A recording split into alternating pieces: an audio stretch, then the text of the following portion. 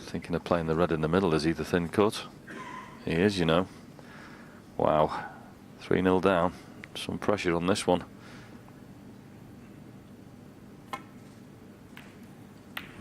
Overcut it.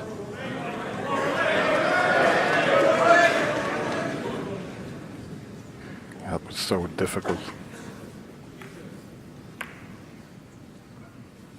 The sort of pot you would knock in if you were leading 3-0, but 3-0 behind and you haven't potted the ball. Tough afternoon for Marco so far.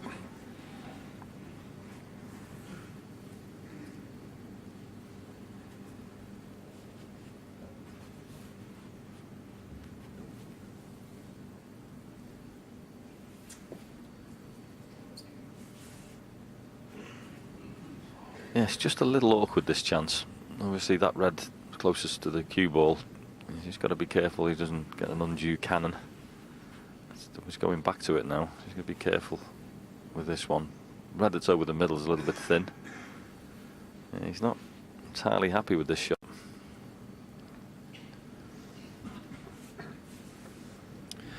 Yeah, if he stuns it, he can't avoid the cannon onto those reds next to the pink.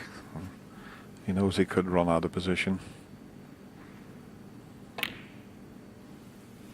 And in the end, he found the gap there.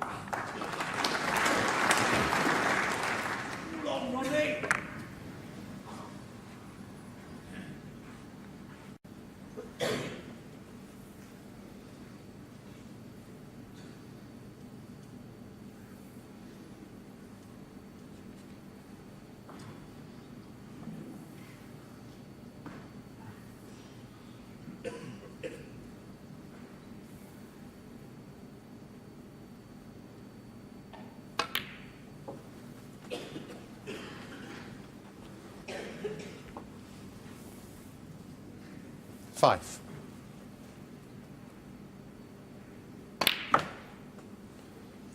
Six. Well, the blue may go up into the corner. That would be a bonus, but maybe it doesn't. He's awkward on the brown. He's having to bridge over the red. The blue obviously doesn't pot. He's a little bit awkward, this.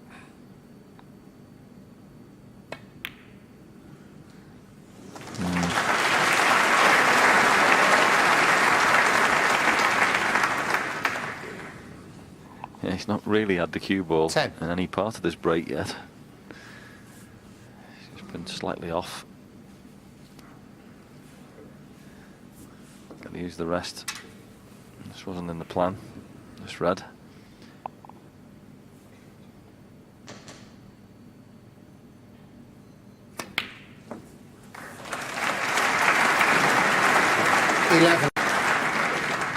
Excellent.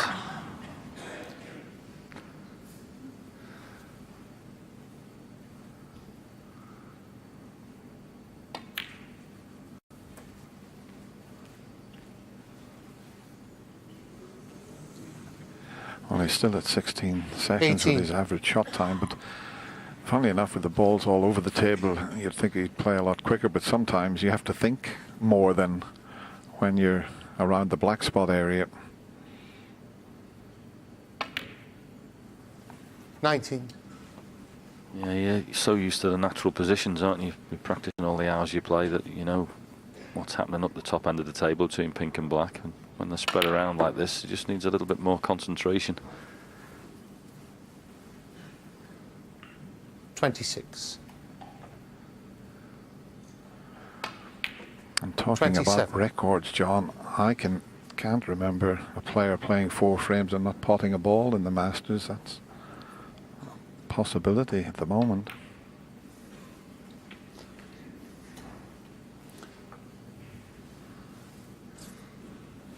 $32.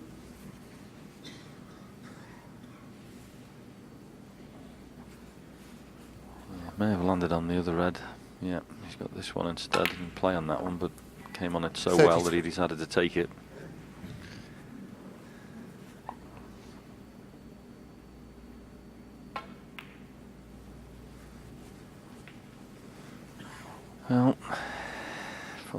3 points 38. so far. Marco's got 5. 39. He didn't score himself.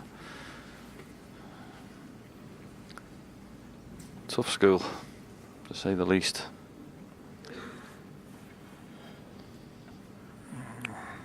If there was any consolation for Marco Fu, it would be he's going to the mid-session interval and it's the best of 11, so you can have a chat with his coach, Terry 44. Griffith's son Wayne, who's over from Hong Kong with Marco. He'd probably head to the 45. practice table because he hasn't had any chance whatsoever.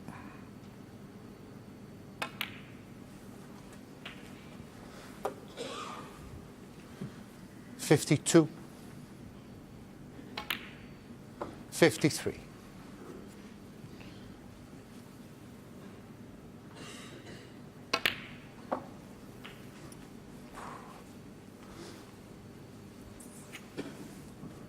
$59.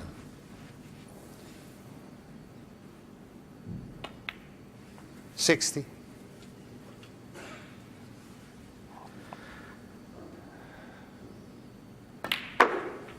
He's just in the zone, totally focused. 65.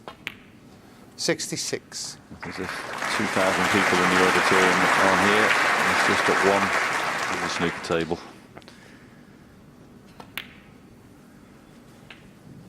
And it was a big red for Marco to take on in the middle pocket. 70.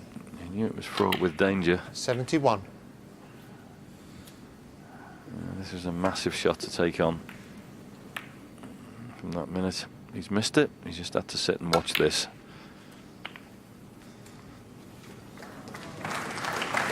$77. 78.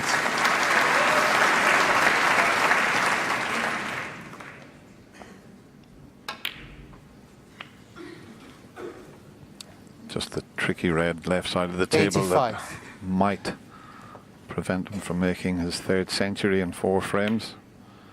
But he can bring it into 86. play here. Looking at that angle on the pink, he can develop that red. Do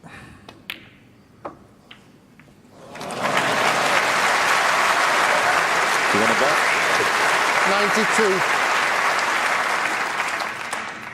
92. Honestly, he's just absolutely 93. in the zone completely.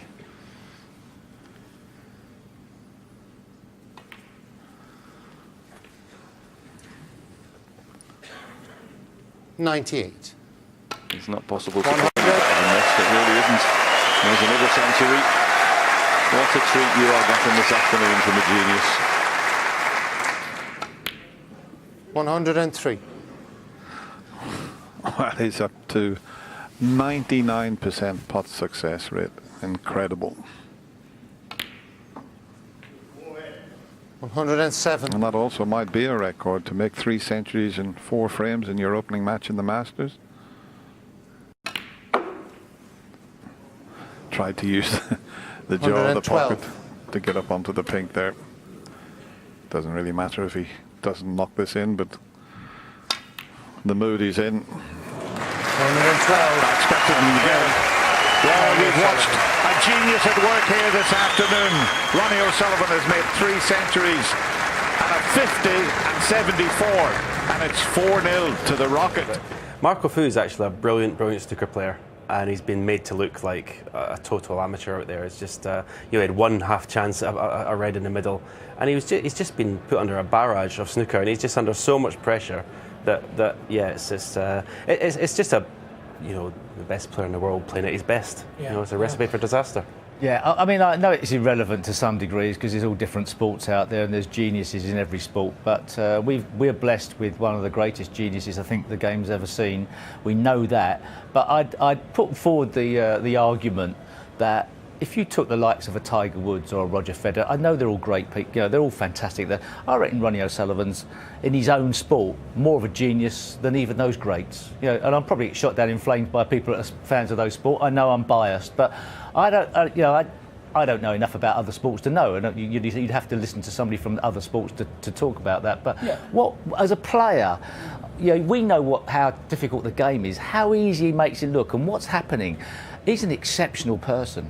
I don't think many people would shoot you down in flames for that, No, because but- you know, and because people respect you for what you've done in the game, and you know how tough it is out there, especially. We were all And in you awe. can't compare it to team sports either, because he's out there alone. You're in awe of what he does. I mean, it's shocking how he controls the balls. We all know how we control the ball, but it's just something else going on as well. Yeah, Stephen, you referred to that match in 2014 when we were sitting in this studio when Ronnie beat Ricky Walden. I've just looked it up, actually. It was 58 minutes. And Ricky Walden, in his post-match interview, said that Ronnie was simply unplayable, and that is the first time I have ever, this is Ricky Walden saying this, felt absolutely helpless on a snooker table. Well, that's that. I mean, that's snooker. That's the brutality of snooker. When someone's doing that, you just sit in your chair and watch, and it is a brutal sport. But I agree with Steve. I mean, talking about the sports personality the year before Christmas, it's an absolute scandal that Ronnie's not up there. I mean, other sports have got geniuses, but no one can say that these people are more talented at their sport than Ronnie is at snooker. But if Ronnie goes on to win the Masters and possibly do well in the World Championship, then obviously there will undoubtedly, because there was a big conversation, and you got involved, didn't you, just before Christmas on social media, I'm sure there would be a big campaign to make sure that Ronnie's name is very much on that list. Possibly, yes. But it also goes to show that, how good is Mark Selby to be in a position to, as one of the players who can dominate Ronnie O'Sullivan in a different way, but also in an accurate way as well. We have got other great players in the game, but when he's on form, there's a beauty around the table, and something that's he's at one with the table, very like Tommy the Pinball Wizard. He's he seems to be at one with the table.